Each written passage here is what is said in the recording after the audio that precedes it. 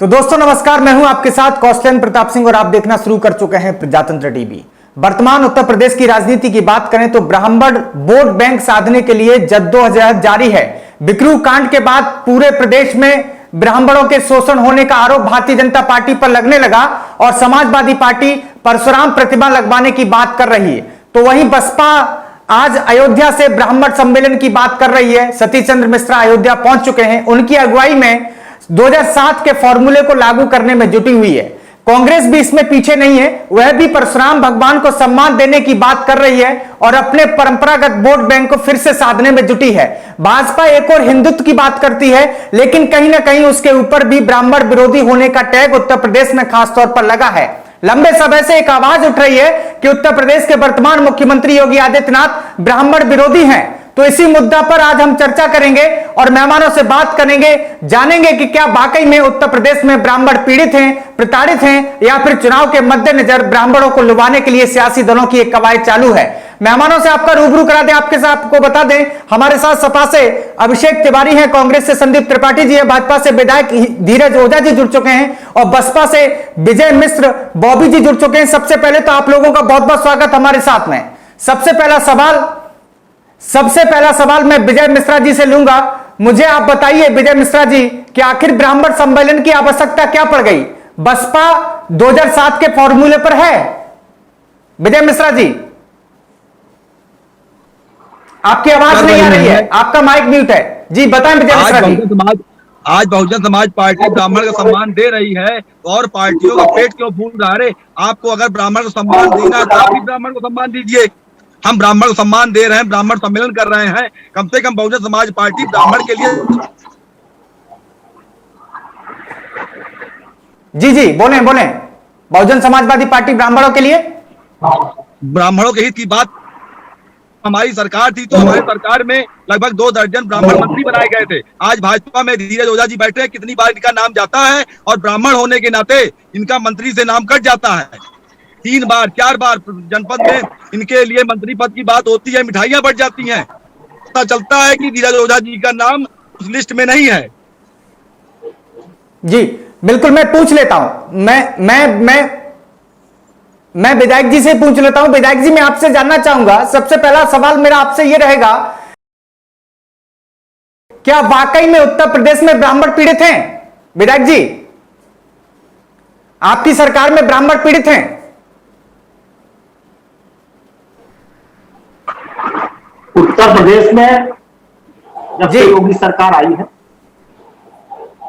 अगर ब्राह्मण पीड़ित होता तो धीरज ओझा किसान के पुत्र को भारतीय जनता पार्टी टिकट न देती और भारतीय जनता पार्टी हमको टिकट दिया, उसको विधायक बनाए, समान कार्यकर्ता को, जो युवा मोर्चा, विद्यार्थी परिषद और जिला पंचायत सदस्य और कई पदों पर भाजपा में काम किया हो और कई पार्टियां ऐसे समान कार्यकर्ता को कहां टिकट दी है? अगर ब्राह्मण उपेक्षित होता आज मैं विधायक न बनता। ये भारतीय जनता पार्टी की देन है कि आज मैं विधायक। दूसरी बात मैं आपसे कहना चाहता हूं, दीनदयाल उपाध्याय की योजना कौन है, मुखर्जी कौन है, अटल बिहारी वाजपेयी कौन है? दूसरी बात मैं आपसे पूछना चाहता हूं कि यहाँ पर बहुत समाजवादी ने भी ब्राह्मण, यहाँ पर सरकार थी, उनके भी ब्राह्मण मंत्री हुए थे। बसपा की भी सरकार थी, ब्राह्मण विधायक थे, तीन यहाँ विधायक थे, बीरापुर में थे, सदर में थे, हरवाड़ा में थे, लेकिन किसी ने एक परशुराम की मूर्ति उस समय नहीं बनवाई, न किसी ने मंगल पांडे जी की मूर्ति लगवाया, न किसी ने अटल बिहारी वाजपेयी जी की मूर्ति लगवाया, न किसी ने दीनदयाल उपाध्याय कोई काम नहीं किए। और जब से धीरज ओझा भाजपा की सरकार है, हम लोगों ने परशुराम जी की मूर्ति लगवा दी है, हमारे राजगंज लग गई। मंगल पांडे स्वतंत्रता संग्राम सेनानी थे और उनकी एक मूर्ति आपके प्रतापगढ़ में, मैंने मंगल पांडे की मूर्ति अपने यहाँ पर लगवा दिया तहसील में, मैंने अटल बिहारी वाजपेयी की मूर्ति लगवा दिया। इनसे मैं पूछना चाहता हूँ, ये लोग जो करते हैं, बहुजन समाज पार्टी में जब सरकार थी, ये बात करते हैं, बहुजन समाज पार्टी की सरकार थी, बहुजन समाज पार्टी से मैं पूछना चाहता हूँ, हमारे विजय जी मित्र है, इससे मैं नहीं पूछना, इसके आपका से मैं पूछना चाहता हूँ कि इनकी जब सरकार थी कितने सरकारी वकील ब्राह्मण थे? मैं इनसे पूछना चाहता हूँ कितने बार। चलिए मैं संदीप त्रिपाठी जी कांग्रेस के नेता हैं, कितने बड़े थे? समाजवादी पार्टी की सरकार थी, मैं उनसे भी पूछना चाहता हूं कि कितने ब्राह्मण उन्होंने वकील बनवाया था, लेकिन आज भारतीय जनता पार्टी की सरकार है, 14 ब्राह्मण सरकार के वकील है। लेकिन वहीं विधायक जी आपके ऊपर, आपकी सरकार के ऊपर यही कांग्रेस पार्टी बीएसपी आरोप लगाती है कि योगी सरकार में सबसे ज्यादा एनकाउंटर ब्राह्मणों के हुए हैं। मैं संदीप त्रिपाठी जी से ले लेता हूं, उसके बाद मैं आपके पास आऊंगा। संदीप त्रिपाठी जी, क्या लगता है कि कांग्रेस किस तरह से ब्राह्मण वोट बैंक को या ब्राह्मणों को अपने पाले में लाने के लिए क्या क्या प्रयत्न कर रही है? संदीप त्रिपाठी जी। पहली बात तो कांग्रेस पार्टी जाति और धर्म की राजनीति करती नहीं है, लेकिन अगर आप ब्राह्मणों की बात कर रहे हैं और ब्राह्मणों के जो है की बात कर रहे हैं, तो उत्तर प्रदेश में 6 मुख्यमंत्री रहे हैं और वो 6 मुख्यमंत्री ब्राह्मण मुख्यमंत्री कांग्रेस ने दिए हैं। इसके बाद भाजपा की सरकार 4 बार आई, मायावती जी की बसपा की आई, सपा की आई, आज तक ब्राह्मणों का नंबर नहीं लगा। और धीरज जी जिस तरीके से कह रहे हैं कि ब्राह्मणों की मूर्ति, अरे भैया मूर्ति आप मत लगवाइए। आपके बगल में होलागढ़ में एक जो है ब्राह्मण लड़की का स्तन काट लिया गया था, आप उस पर आवाज उठाए थे क्या?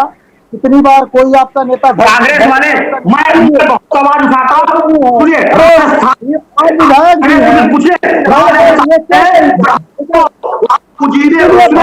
विधायक जी उनको भी दीजिए, मौका दीजिए बोलने का।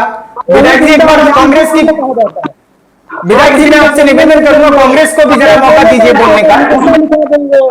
आपने पूरी बात बोल ली विधायक जी, आपने कहा कि मूर्तियां लगवाई। एक बार संदीप त्रिपाठी जी को बोलने दीजिए, सुन लीजिए विधायक जी निवेदन है, आप सुन लीजिए।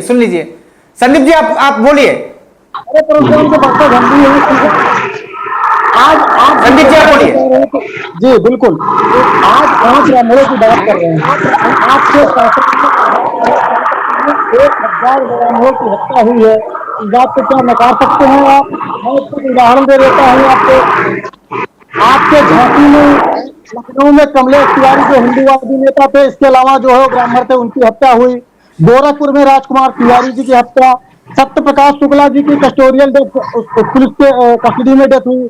लखनऊ का जो है विवेक तिवारी हत्याकांड, झांसी में जगदीश कुरेनिया, उनकी मां और उनकी पत्नी रजनी और बेटी मुस्कान की हत्या, रायबरेली में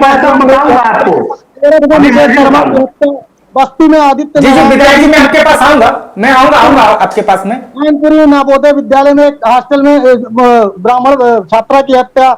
इस तरीके से लगातार हत्याओं का दौर जारी है और जो ब्राह्मण वर्चस्व वाले हैं उसको पुलिस से मरवाया जा रहा है, उनको माफिया घोषित कर दिया जा रहा है। आप एक तरफ कहते हैं और दूसरी बात, अगर सपा जातिगत थी तो भाजपा उससे बड़ी जातिगत पार्टी है, योगी जी उससे बड़े जातिगत हैं। उदाहरण के तौर पर आप देख लीजिए, आप ये बता दीजिए कि आज प्रतापगढ़ में कितने थाना अध्यक्ष हैं जो ब्राह्मण हैं, कितने क्षत्रिय हैं? आप ये बता दीजिए कितने सचिव जो है क्षत्रिय हैं, कितने ब्राह्मण हैं? आज उत्तर प्रदेश में बिल्कुल मैं संदीप त्रिपाठी जी मैं आपको बताऊं, संदीप त्रिपाठी जी मैं बस एक सवाल में समाजवादी पार्टी का जो पक्ष रख रहे हैं अभिषेक तिवारी जी से, मैं क्योंकि यहाँ पर प्रतिमा और मूर्तियों की बात हो रही है, बस संदीप जी मैं आपके पास तुरंत लौटता हूं। यहाँ पर विधायक जी ने भी कहा, आपने भी कहा कि प्रतिमा मूर्तियां मत लगवाइए, क्योंकि मूर्तियां लगवाने का सिलसिला तो बहन मायावती जी ने कहा, इनकी पार्टी प्रेम मिश्रा जी की पार्टी ने हाथी की मूर्तियां लगवाई, उसके बाद में अब भारतीय जनता पार्टी की मूर्तियां लगवा रही हैं, आप भी मूर्ति लगवाने में पीछे नहीं है। लेकिन मैं समाजवादी पार्टी की बात करूं तो समाजवादी पार्टी भी परशुराम प्रतिमा लगवा रही है, लगातार कह रही है कि भगवान परशुराम का सम्मान हम करेंगे।